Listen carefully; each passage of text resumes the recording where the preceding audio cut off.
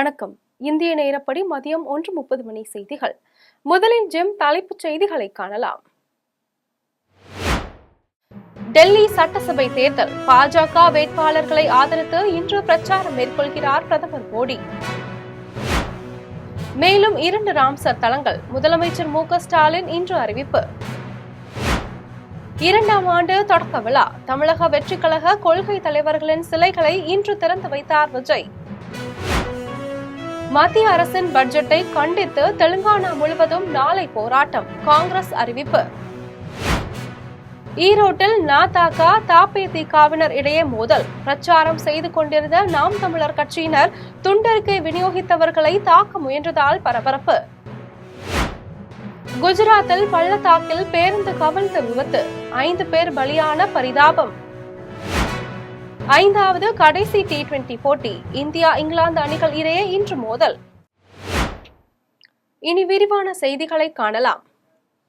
டெல்லி சட்டசபை தேர்தலையொட்டி பாஜக வேட்பாளர்களை ஆதரித்து பிரதமர் மோடி இன்று பிரச்சாரம் மேற்கொள்கிறார். 70 தொகுதிகளை கொண்ட டெல்லி சட்டசபைக்கு வருகிற 5ஆம் தேதி வாக்குப்பதிவு நடைபெற உள்ளது. இதில் ஆளும் ஆம் ஆத்மி, பாஜக, காங்கிரஸ் இடையே மும்முனை போட்டி நிலவுகிறது. இந்த தேர்தலில் மொத்தம் 699 வேட்பாளர்கள் போட்டியிடுகிறார்கள். தேர்தலில் பதிவாகும் வாக்குகளை வருகிற 8ஆம் தேதி எண்ணப்படுகிறது. இன்னும் தேர்தலுக்கு 3 நாட்களே உள்ள நிலையில் தேர்தல் பிரச்சாரம் நாளை மாலையுடன் நிறைவடைய உள்ளது. இதற்கிடையே இந்த சட்டசபை தேர்தலில் ஆம் ஆத்மி வெல்லவே வாய்ப்புகள் அதிகம் என புதிய கருத்து கணிப்பில் தெரிவிக்கப்பட்டுள்ளது. இதனிடையே டெல்லியில் ஆட்சியை பிடிக்க வேண்டும் என்ற நோக்கத்தில் பாஜகவினர் தீவிர பிரச்சாரத்தில் ஈடுபட்டு வருகின்றனர். இதற்காக பாஜக வேட்பாளர்களை ஆதரித்து பிரதமர் மோடி இன்று தீவிர வாக்கு சேகரிப்பில் ஈடுபடுகிறார். திருச்சியில் நடந்து வரும் பாரத சாரண சாரணியர் இயக்க வைர விழாவில் கலந்து கொள்வதற்காக முதலமைச்சர் மு.க.ஸ்டாலின் இன்று சென்னையில் இருந்து திருச்சிக்கு புறப்பட்டார். திருச்சி மாவட்டம் மணப்பாறை சிப்காட் வளாகத்தில் பாரத சாரண சாரணியர் இயக்கத்தின் வைர விழா மற்றும் முன்னாள் முதலமைச்சர் கருணாநிதியின் 100ஆண்டு மாநாடு நடந்து வருகிறது. இந்த மாநாட்டில் இந்தியாவின் 25 மாநிலங்கள் மற்றும் 4 வெளிநாடுகளில் இருந்து சுமார் 20,000 சாரண சாரணியர்கள் மற்றும் அவர்களின் வழிகாட்டிகள் கலந்து கொண்டுள்ளனர். இந்த விழாவை கடந்த 28ஆம் தேதி தமிழக துணை முதலமைச்சர் உதயநிதி ஸ்டாலின் தொடங்கி வைத்தார். இந்நிலையில் விழாவின் நிறைவு நாள் நிகழ்ச்சி இன்று மாலை 5 மணி அளவில் நடைபெற உள்ளது. இந்த விழாவில் தமிழக முதலமைச்சர் மு.க.ஸ்டாலின் சிறப்பு விருந்தினராக கலந்து கொண்டு பேசுகிறார். இதற்காக முதலமைச்சர் மு.க.ஸ்டாலின் சென்னையில் இருந்து விமானம் மூலம் இன்று திருச்சிக்கு புறப்பட்டார். முதலமைச்சர் வருகையொட்டி பாதுகாப்பு காரணங்களுக்காக திருச்சி விமான நிலையம் மற்றும் அவர் பயணம் செய்ய உள்ள வழித்தடங்களில் ட்ரோன்கள் பறக்க தடை விதிக்கப்பட்டுள்ளது. தமிழக வெற்றிக் கழக கொள்கை தலைவர்களின் சிலைகளை அக்கட்சியின் தலைவர் விஜய் இன்று திறந்து வைத்தார்.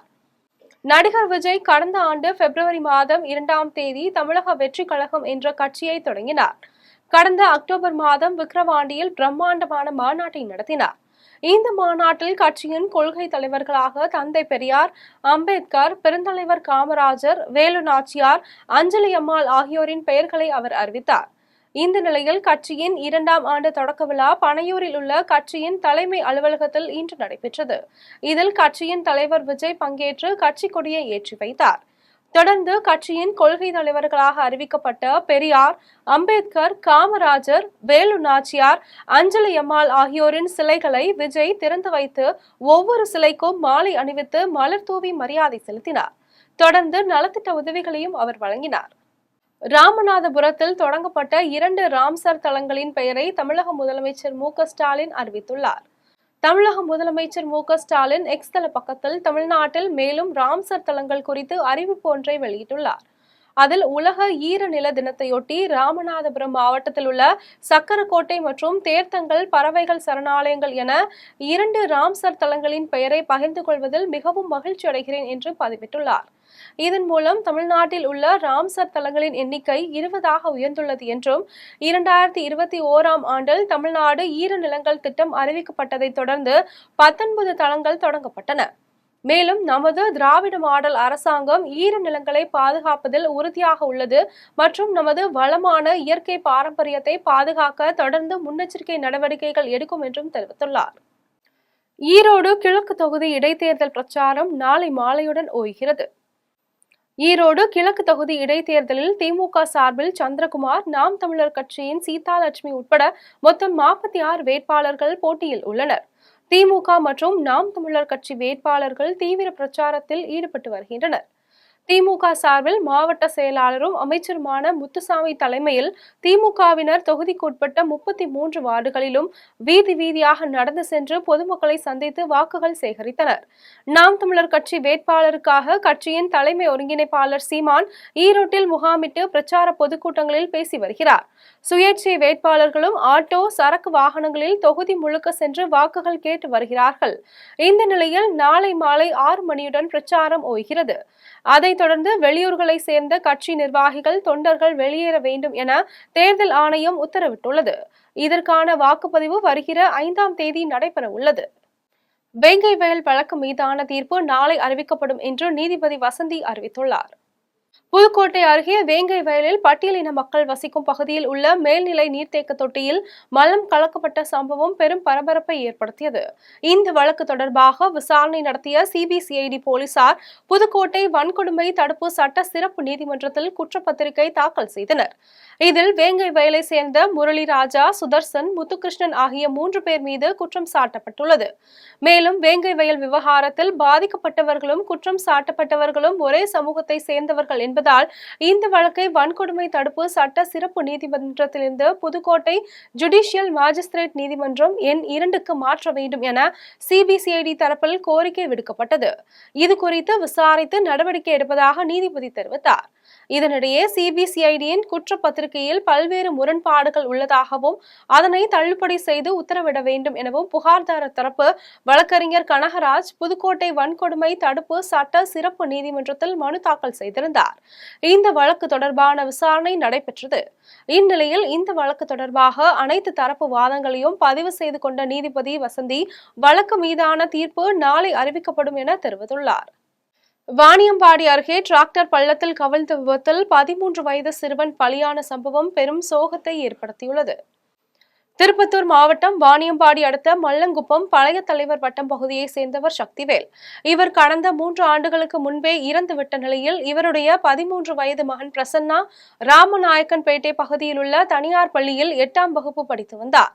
இந்த நிலையில் இவருடைய உறவினரான சித்தப்பா பிரகாசம் அதே பகுதியில் டிராக்டர் ஓட்டும் வேலை செய்து வந்துள்ளார். இந்நிலையில் காய்கறி ஏற்றி வர நிலத்துக்கு டிராக்டர் எடுத்து சென்றார். அப்போது பள்ளி விடுமுறை என்பதால் 13 வயதுடைய சிறுவன் பிரசன்னா அவருடைய உறவினருடன் டிராக்டரில் அமர்ந்து சென்றார்.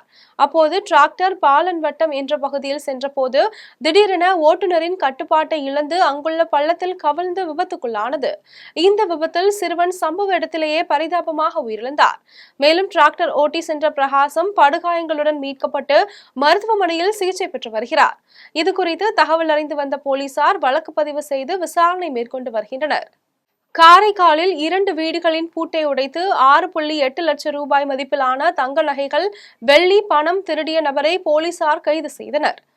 புதுச்சேரி மாநிலம் காரைக்கால் அடுத்த கோட்டுசேரி போலீசார் நள்ளிரவு ரோந்து பணியில் ஈடுபட்டிருந்த போது காரைக்கால் எல்லையான் பூவம் பகுதியில் சந்தேகத்திற்கு இடமாக மோட்டார் சைக்கிளில் வந்த ஒரு நபரை மடக்கி பிடித்து விசாரணை செய்தனர்.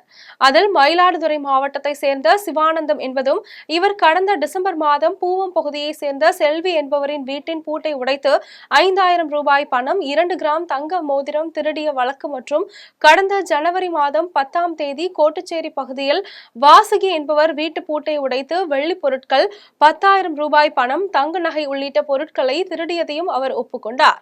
தொடர்ந்து அவரது வீட்டில் உருக்கி பதுக்கி வைத்திருந்த 6,80,000 ரூபாய் மதிப்பிலான தங்கம் மற்றும் வெள்ளி பொருட்களை போலீசார் பறிமுதல் செய்து நீதிமன்றத்தில் ஆஜர்படுத்தி அவரை சிறையில் அடைத்தனர்.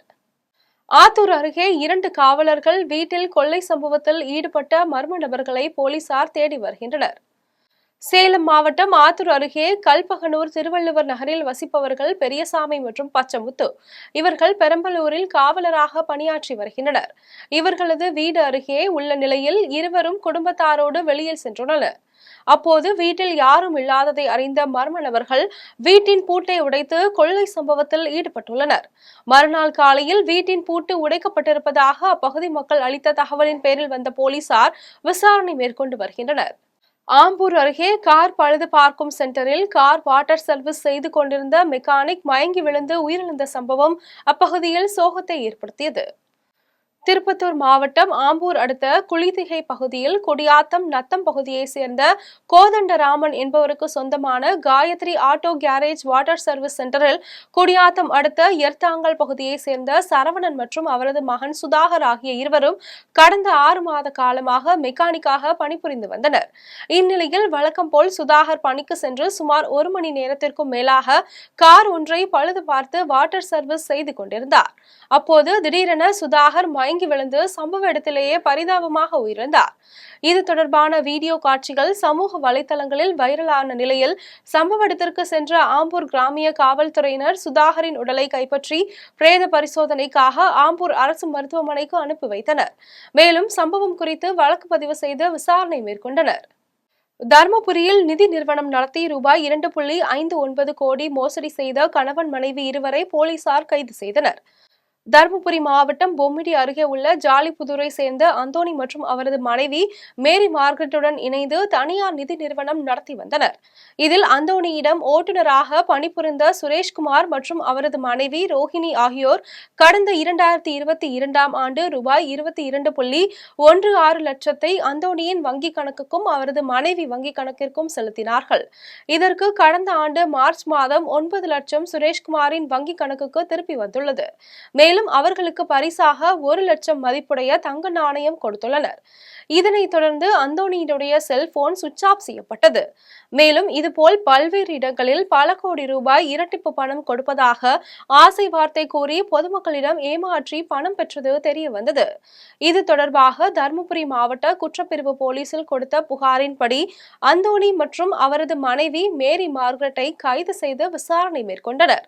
விசாரணையில் ரூபாய் 2,59,41,4130 ரூபாய் மோசடி செய்து ஏமாற்றியது விசாரணையில் தெரிய வந்தது. கடலூரில் புதிதாக கட்டப்பட்டு வரும் 2 அலுவலக கட்டிடத்தை மாவட்ட ஆட்சியர் சிபி ஆதித்யா செந்தில்குமார் ஆய்வு மேற்கொண்டார். கடலூர் மாவட்டம் விருத்தாச்சலத்தில் 5,50,00,000 ரூபாய் மதிப்பீட்டில் கட்டப்பட்டு வரும் புதிய வட்டார வளர்ச்சி அலுவலக கட்டுமான பணியை மாவட்ட ஆட்சியர் சிபி ஆதித்யா செந்தில்குமார் ஆய்வு மேற்கொண்டார். இதனைத் தொடர்ந்து பெரிய கண்டியகுப்பத்தில் ரூபாய் 3.5 கோடி மதிப்பீட்டில் கட்டப்பட்டு வரும் ஊரக வளர்ச்சி மற்றும் உதவி இயக்குநர்களின் கட்டிட கட்டுமான பணிகள் குறித்து ஆய்வு மேற்கொண்டார். மேலும் கட்டுமான பணிகளை விரைவாக முடிக்குமாறு அதிகாரிகளுக்கு உத்தரவிட்டார். ஆய்வின் போது மாவட்ட ஊரக வளர்ச்சித்துறை கூடுதல் ஆட்சியர் சரண்யா, செயற்பொறியாளர் வரதராஜன், வட்டார வளர்ச்சி அலுவலர் இப்ராஹிம், உதவி செயற்பொறியாளர் கார்த்தி உள்ளிட்ட அரசு அதிகாரிகள் உடனிருந்தனர். பழனி தண்டாயுதபாணி சுவாமி கோவிலின் தைப்பூச விழாவையொட்டி நடைபெற்று வரும் பாதுகாப்பு பணிகளை மாவட்ட காவல் கண்காணிப்பாளர் பிரதீப் ஆய்வு மேற்கொண்டார். திண்டுக்கல் மாவட்டம் பழனி தண்டாயுதபாணி சுவாமி கோவிலின் தைப்பூச விழா வரும் பிப்ரவரி 5ஆம் தேதி கொடியேற்றத்துடன் துவங்க உள்ளது. இதற்காக பல்வேறு மாவட்டங்களில் லட்சக்கணக்கான பக்தர்கள் பாத யாத்திரையாக வருகை தர உள்ள நிலையில் பல்வேறு மாவட்டங்களில் இருந்து 3000 போலீசார் பாதுகாப்பு பணியில் ஈடுபட உள்ளனர். இந்நிலையில் பக்தர்களுக்கான பாதுகாப்பு ஏற்பாடுகள் குறித்து மாவட்ட காவல் கண்காணிப்பாளர் பிரதீப் ஆய்வு மேற்கொண்டார். அப்போது வாகனம் நிறுத்தும் இடங்கள், பக்தர்களை ஒரு வழி பாதையில் மலைக்கோவிலுக்கு அனுப்புவது, பக்தர்களை பாதுகாப்பாக அனுப்பி வைப்பது உள்ளிட்ட பாதுகாப்பு ஏற்பாடுகளை ஆய்வு செய்தார். இதனைத் தொடர்ந்து பல்வேறு இடங்களில் நிரந்தரமாக சிசிடிவி கேமராக்களை உடனடியாக பொருத்தும் பணிகளை தீவிரப்படுத்துமாறு போலீசாருக்கு உத்தரவிட்டார். இதில் பழனி டிஎஸ்பி தனஞ்சயன் உள்ளிட்டோர் அதிகாரிகள் உடனிருந்தனர். புதுக்கோட்டையில் வேங்கை வயல் வழக்கில் குற்றம் சாட்டப்பட்ட நபர்களை கைது செய்ய வேண்டும் என்பன உள்ளிட்ட கோரிக்கைகளை வலியுறுத்தி தமிழ்நாடு வீர முத்தரையர் முன்னேற்ற சங்க நிர்வாகிகள் ஆர்ப்பாட்டத்தில் ஈடுபட்டனர். புதுக்கோட்டை மாவட்டம் அண்ணா சிலை அருகே தமிழ்நாடு வீர முத்தரையர் முன்னேற்ற சங்க நிர்வாகிகள் மற்றும் தமிழர் தேசம் கட்சியின் தலைவர் கே செல்வகுமார் தலைமையில் கண்டன ஆர்ப்பாட்டம் நடைபெற்றது. இதில் வேங்கை வயல் வழக்கில் குற்றம் சாட்டப்பட்ட நபர்களை கைது செய்ய வேண்டும் என்று, இரு உறவினர் மோதலை உருவாக்கும் சூழ்நிலை ஏற்படுத்திய மக்கள் மீது நடவடிக்கை எடுக்க வேண்டும் என்பன உள்ளிட்ட கோரிக்கைகளை வலியுறுத்தினர். இதுகுறித்து தகவல் அறிந்து வந்த போலீசார் ஆர்ப்பாட்டத்தில் ஈடுபட்டவர்களை தடுத்து நிறுத்தியதால் வாக்குவாதம் ஏற்பட்டு பரபரப்பு நிலவியது. இதனைத் தொடர்ந்து ஆர்ப்பாட்டத்தில் ஈடுபட்டவர்களை 500க்கும் மேற்பட்டோரை போலீசார் கைது செய்தனர். தென்காசியில் பொதுமக்கள் பயன்பாட்டிற்காக உள்ள பொது இடத்தை பாஜக பிரமுகர் ஆக்கிரமிப்பு செய்த சம்பவம் அப்பகுதியில் பரபரப்பை ஏற்படுத்தியுள்ளது. தென்காசி மாவட்டம் கடையநல்லூர் அருகே உள்ள சாம்பவர் வடகரை பேரூராட்சிக்கு உட்பட்ட 1வது வார்டு பகுதியை சேர்ந்தவர் நிர்மலா. இவருக்கு சொந்தமான 1.5 சென்ட் நிலத்தை பொதுமக்கள் பயன்பாட்டிற்காக கடந்த 2017ஆம் ஆண்டு ஆளுநர் பெயரில் பேரூராட்சிக்கு தானமாக வழங்கியதாக கூறப்படுகிறது. இந்நிலையில் அதே பகுதியை சேர்ந்த பாஜக பிரமுகரான பன்னிராஜன் என்பவர் ஆளுநர் பெயரில் போலியாக பத்திரம் தயார் செய்து கடந்த 2024 செப்டம்பர் மாதம் பத்திரப்பதிவு செய்ததாக கூறப்படுகிறது. இந்நிலையில் இதுகுறித்து சம்பந்தப்பட்ட அதிகாரிகள் உரிய நடவடிக்கை எடுக்க வேண்டும் என்றும் ஆளுநர் பெயரில் உள்ள நிலத்தை ஆக்கிரமித்த பாஜக பிரமுகரிடம் இருந்து நிலத்தை மீட்டு தர வேண்டும் என்றும் அப்பகுதி மக்கள் கோரிக்கை விடுத்துள்ளனர். அரூரில் அரசு மகளிர் மேல்நிலைப் பள்ளியில் பள்ளி விழுந்த உணவை தெரியாமல் சாப்பிட்டு மருத்துவமனையில் சிகிச்சை பெற்று வரும் மாணவிகளிடம் அரூர் சட்டமன்ற உறுப்பினர் சம்பத்குமார் நலம் விசாரித்தார். தருமபுரி மாவட்டம் அரூரில் உள்ள அரசு மகளிர் மேல்நிலைப் பள்ளியில் 800க்கும் மேற்பட்ட மாணவிகள் படித்து வரும் நிலையில் மதிய உணவு தயார் செய்யப்பட்டு குழந்தைகளுக்கு உணவு வழங்கிய போது உணவில் பள்ளி இருந்ததை கண்டு பள்ளி மாணவிகள் அதிர்ச்சி அடைந்தனர். இதுகுறித்து தகவல் மாணவிகளுக்கு பரவிய நிலையில் பள்ளியின் பாதுகாவலரான பெண் உட்பட 7 பெண்களுக்கு வாந்தி மயக்கம் ஏற்பட்டது. இதனை அடுத்து பள்ளி நிர்வாகம் 8 பேரையும் மீட்டு அரூர் அரசு மருத்துவமனையில் அனுமதித்து சிகிச்சை பெற செய்தது. இதனிடையே மூச்சு திணறல் ஏற்பட்ட ஒரு மாணவி மட்டும் அவசர சிகிச்சை பிரிவில் சிகிச்சை பெற்று வருகிறார். இது குறித்து தகவல் அறிந்த அரூர் சட்டமன்ற உறுப்பினர் சம்பத்குமார், வருவாய் கோட்டாட்சியர் சின்னசாமி உட்பட வருவாய்த்துறையினர் சிகிச்சை பெற்று வரும் பள்ளி மாணவிகளிடம் விசாரணை மேற்கொண்டனர். வக்பு வாரிய சொத்துக்களை கொள்ளையடிக்கும் நோக்கில் மத்திய அரசு திருத்த சட்டம் கொண்டு வந்தால் தமிழ்நாடு தவ்ஹீத் ஜமாத் தீவிரமாக போராடும் என்று கடையநல்லூரில் மாநில தலைவர் அப்துல் கரீம் அறிவித்துள்ளார். தென்காசி மாவட்டம் கடையநல்லூரில் தமிழ்நாடு தவ்ஹீத் ஜமாத்தின் கடையநல்லூர் பேட்டை கிளை சார்பில் மஸ்ஜித் நூர் பள்ளிவாசலில் நல்லொழுக்க பயிற்சி முகாம் நடைபெற்றது. பயிற்சி முகாமில் பங்கேற்ற பின்னர் தமிழ்நாடு தவ்ஹீத் ஜமாத் மாநில தலைவர் அப்துல் கரீம் செய்தியாளர்களை சந்தித்து பேசினார். அப்போது பாஜக அரசு கொண்டு வந்துள்ள வக்பு வாரிய சட்ட திருத்தம் முஸ்லிம்களுக்கு எதிராக உள்ளது என்றும் 50% மேலாக முஸ்லிம் அல்லாதவர்களாக இருக்க வேண்டும் என்று வக்பு வாரிய சட்ட திருத்தம் கொண்டு வருகின்றனர் எனவும், முஸ்லிம் அல்லாதவர்கள் வக்பு வாரிய சொத்துக்களை தானம் செய்யக்கூடாது என்றும், முஸ்லிமாக இருந்தாலும் அவர்கள் 5 ஆண்டுகளாவது இஸ்லாத்தில் இருந்திருக்க வேண்டும் என்றும் தேவையற்ற நிபந்தனைகளை மத்திய பாஜக அரசு கொண்டு வந்துள்ளது என்றும் தெரிவித்தார். மேலும் வக்பு வாரிய சொத்துக்களை கொள்ளையடிக்கும் நோக்கில் மத்திய அரசு திருத்த சட்டம் கொண்டு வந்தால் தமிழ்நாடு தவ்ஹீத் ஜமாத் தீவிரமாக போராடும் என்று தமிழ்நாடு தவ்ஹீத் ஜமாத்தின் மாநில தலைவர் அப்துல் கரீம் தெரிவித்துள்ளார். செய்தியாளர்கள் சந்திப்பின் போது மாவட்ட தலைவர் அப்துல் சலாம், செயலாளர் ஜலாலுதீன், துணைத் தலைவர் அப்துல் ஃபாசித், துணை செயலாளர் முகமது பிலால், துணை செயலாளர் அஜ்மல் உட்பட ஏராளமானோர் கலந்து கொண்டனர். 600க்கும் மேற்பட்ட பக்கங்கள் அறிக்கையை கொடுத்து ஒரு நாள்ல கருத்துக்களை சொல்லுங்கன்னு கேட்கிறாங்க. அந்த 600 பக்கத்தை குறிப்பிட்ட சில மணி நேரங்கள்ல படிக்க முடியுமான்னு கேட்கிறாரு. அப்போ மதிப்பிற்குரிய நாடாளுமன்ற உறுப்பினர் ராசா கேட்பது நியாயமான கேள்வியா இல்லையா? அப்ப எதிர்கட்சி எம்பிக்களுக்கு போதிய அவகாசத்தை கொடுக்காம அவசரமான சட்ட திருத்தத்தை அதனுடைய ஒரு வரைவை வந்து இவர்கள் தயார் செய்கிறார்கள். எதிர்கட்சி எம்பிக்கள் சொன்ன எந்த திருத்தத்தையும் இவர்கள் சேர்க்கவில்லை. ஆளும் கட்சி எம்பிக்கள் சொன்ன அத்தனை திருத்தங்களையும் சேர்த்திருக்கிறாங்க. 14 திருத்தங்கள் சொன்னாங்க, 14 திருத்தத்தையும் சேர்த்திருக்கிறாங்க. அப்ப இவர்களுடைய நோக்கம் என்ன? இந்த வக்ஃபு சட்ட திருத்தத்தை தமிழ்நாடு தவ்ஹீத் ஜமாத் வன்மையாக கண்டிக்கிறது. நாடாளுமன்றத்தில் இதனை இயற்றக்கூடாது, திரும்ப பெற வேண்டும் என்று கோரிக்கை வைக்கிறது. அதனை மீறி நாடாளுமன்றத்தில் இவர்கள் இதற்கு சட்ட வடிவம் கொடுக்க முன் வந்தால் தவ்ஹீத் ஜமாத் வேடிக்கை பார்த்து கொண்டிருக்காது. நாடெங்கிலும் ஜனநாயக பூர்வமான வீரமிக்க போராட்டத்தை தவ்ஹீத் ஜமாத் முன்னெடுக்கும். தமிழகத்தில் உள்ள அனைத்து கட்சிகளும் தமிழ் ஈழ விடுதலைக்கு ஆதரவு தர வேண்டும் என்று மாமல்லபுரத்தில் நடைபெற்ற மல்லை தமிழ் சங்கத்தின் முப்பெரும் விழாவில் பங்கேற்ற தமிழ் தேசிய கவிஞர் காசி ஆனந்த் தெரிவித்தார். செங்கல்பட்டு மாவட்டம் மாமல்லபுரத்தில் தனியார் விடுதி ஒன்றில் மல்லை தமிழ் சங்கத்தின் சார்பில் முப்பெரும் விழா நடைபெற்றது. மல்லை தமிழ் சங்கத்தின் தலைவரும் மதிமுக பொதுச் செயலாளருமான மல்லை சத்யா தலைமையில் நடைபெற்ற விழாவில் மல்லை தமிழ் சங்கத்தின் வாழ்த்து பாடல் வெளியிடப்பட்டது. அதனைத் தொடர்ந்து காசி ஆனந்தனுக்கு பெருந்தமிழன் விருதும், தமிழ் இசை பாணர் கலைமாமணி லோக மகாராஜனுக்கு பெருத்தச்சன் விருதும் வழங்கப்பட்டது. விழாவில் கலைமாமணி டாக்டர் VJ சந்தோஷம், சென்னை உயர்நீதிமன்ற முன்னாள் நீதிபதி வள்ளிநாயகம் மற்றும் தமிழ் பற்றாளர்கள், கவிஞர்கள், பொதுமக்கள் என ஏராளமானோர் கலந்து கொண்டனர். விழாவை தொடர்ந்து தமிழ் தேசிய கவிஞர் காசி ஆனந்த் செய்தியாளர்களை சந்தித்து பேசினார். அப்போது தமிழகத்தில் உள்ள அனைத்து கட்சிகளும் தமிழ் ஈழ விடுதலைக்கு ஆதரவு தர வேண்டும் என்றும், தமிழ் ஈழ விடுதலை போரானது உலகம் பரவிய போராக முன்னெடுக்க உள்ளதால் உலகெங்கும் வாழும் வெளிநாட்டு தலைவர்களை அணுக உள்ளதாகவும் தமிழ் தேசிய கவிஞர் காசி ஆனந்த் தெரிவித்தார். தமிழ் சங்கங்களுக்கு இன்றைய கால சூழலில் ஒரு மிகப்பெரிய பொறுப்பு இருக்கிறது. ஏனென்றால் நான் இன்று பேசுகிற பொழுது கூட சொன்னேன், தமிழ் மொழி அழிந்து கொண்டிருக்கிறது. பலர் அதை ஒப்புக்கொள்வதில்லை. நாம் தமிழ் விழா வைக்கிறோம் இல்லை என்று சொல்லவில்லை, முத்தமிழ் விழா வைக்கிறோம் இல்லை என்று சொல்லவில்லை, பட்டிமன்றங்கள் நடத்துகிறோம் இல்லை என்று சொல்லவில்லை. இருந்தாலும் தமிழ் ஆங்கிலம் கலந்து அழிந்து கொண்டிருக்கிற ஒரு காலத்தை பார்க்கிறோம். ஆகவே இந்த ஆங்கில கலப்பிலிருந்து தமிழை காப்பாற்ற வேண்டிய ஒரு பெரிய பொறுப்பு தமிழ்நாட்டில் உள்ள அத்தனை பேருக்கு உண்டு. உலகெங்கும் வாழ்கிற தமிழர்களுக்கு கூட அது உண்டு. முடிந்தவரை முயன்று ஆங்கில கலப்பை தவிர்த்து தூய தமிழில் பேசுவதற்கு தமிழ் மக்கள் ஆணை எடுக்க வேண்டும். தமிழ் சங்கங்களை நிறுவி அந்த முயற்சியை முடுக்கிவிட வேண்டும் என்று பணிவாக இந்த நேரத்தில் கேட்டுக்கொள்ள விரும்புகிறேன். தூத்துக்குடியில் மத்திய அரசின் தொழிலாளர் மற்றும் விவசாய விரோத பட்ஜெட்டை கண்டித்து CITU தொழிற்சங்கத்தினர் கண்டன ஆர்ப்பாட்டத்தில் ஈடுபட்டனர். நாடாளுமன்றத்தில் மத்திய நிதியமைச்சர் நிர்மலா சீதாராமன் 2025-2026 ஆண்டிற்கான பட்ஜெட்டை தாக்கல் செய்தார். பட்ஜெட்டில் தொழிலாளர்கள் மற்றும் விவசாய தொழிலாளர்களின் நலனை பாதுகாக்கும் வகையில் எந்தவித அறிவிப்புகளும் இடம்பெறவில்லை என்று CITU தொழிற்சங்கத்தினர் வேதனை தெரிவித்தனர்.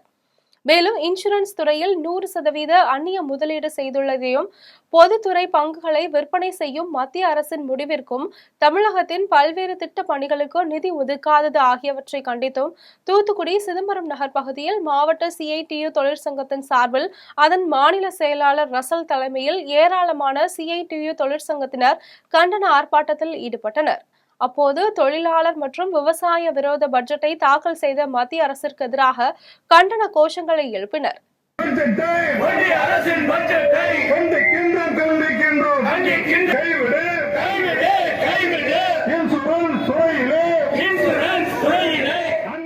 UGC வரைவு நெறிமுறைகளை மத்திய அரசு திரும்ப பெற வேண்டும் என வலியுறுத்தி ஆம்பூரில் திமுக மாணவர் அணியினர் கல்லூரி மாணவர்களை சந்தித்து மின்னஞ்சல் அனுப்பும் விழிப்புணர்வு பேரணியில் ஈடுபட்டனர். மத்திய அரசு புதிய UGC வரைவு நெறிமுறைகளை அமல்படுத்தியுள்ளது. இதனை திரும்ப பெற வேண்டும் என வலியுறுத்தி மத்திய அரசிற்கு மின்னஞ்சல் அனுப்பும் விதத்தில் திமுக மாணவர் அணியினர் விழிப்புணர்வு பிரச்சாரம் மேற்கொண்டு வருகின்றனர். அதன்படி திருப்பத்தூர் மாவட்ட மாணவர் அணி அமைப்பாளர் தே. பிரபாகரன் தலைமையில் மாவட்ட திமுக மாணவர் அணியினர் பங்கேற்று ஆம்பூர் மஞ்ச்கருல் உலூம் கல்லூரி மாணவர்களை நேரில் சந்தித்து விழிப்புணர்வு ஏற்படுத்தினர். அப்போது திமுகவினர் மாணவர்களுக்கு விழிப்புணர்வு துண்டு பிரசுரங்களை வழங்கினர். இதில் மாவட்ட திமுக அவை தலைவர் ஆனந்தன், மாவட்ட மாணவரணி துணை அமைப்பாளர் அம்சவேணி ஜெயக்குமார், நகர்மன்ற உறுப்பினர் கார்த்திகேயன், நகர இளைஞரணி அமைப்பாளர் சரண்ராஜ், துணை அமைப்பாளர்கள் சத்யராஜ், கௌதமன், வெங்கடேசன், கிளை செயலாளர் சவுந்தரராஜன், மாதனூர் ஒன்றிய குழு உறுப்பினர் ரவிக்குமார் உட்பட பலர் கலந்து கொண்டனர். மங்களத்தில் முன்னாள் வன்னியர் சங்க தலைவர் ஜே. குருவின் 64வது பிறந்தநாள் விழாவில் பொதுமக்களுக்கு இனிப்புகள் வழங்கி பாமகவினர் கொண்டாடினர்.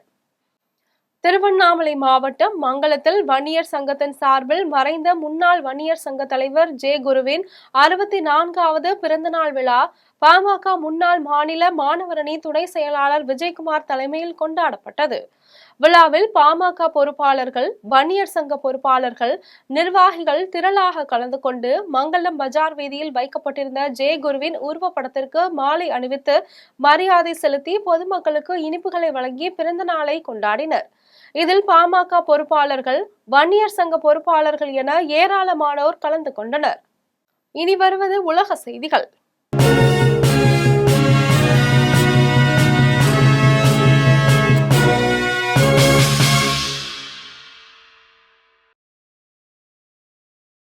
சோமாலியாவில் IS பயங்கரவாதிகளை குறிவைத்து அமெரிக்கா வான்வழி தாக்குதல் நடத்தியுள்ளது. கிழக்கு ஆப்பிரிக்காவில் உள்ள நாடு சோமாலியா. இங்கு அல்-கொய்தாவின் கிளை அமைப்பான அல்-ஷபாப், IS போன்ற பல்வேறு பயங்கரவாத குழுக்கள் செயல்பட்டு வருகின்றன.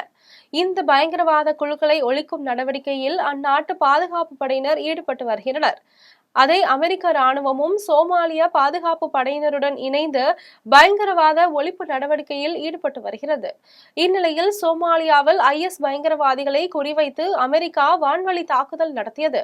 இந்த தாக்குதலில் IS பயங்கரவாதிகள் பலர் உயிரிழந்துள்ளதாக அமெரிக்கா தெரிவித்துள்ளது. அதேவேளை அமெரிக்க அதிபராக டொனால்டு டிரம்ப் பதவியேற்ற பின் ஆப்பிரிக்காவில் அமெரிக்கா நடத்தும் முதல் தாக்குதல் இது என்பது குறிப்பிடத்தக்கது. இனி வருவது விளையாட்டுச் செய்திகள்.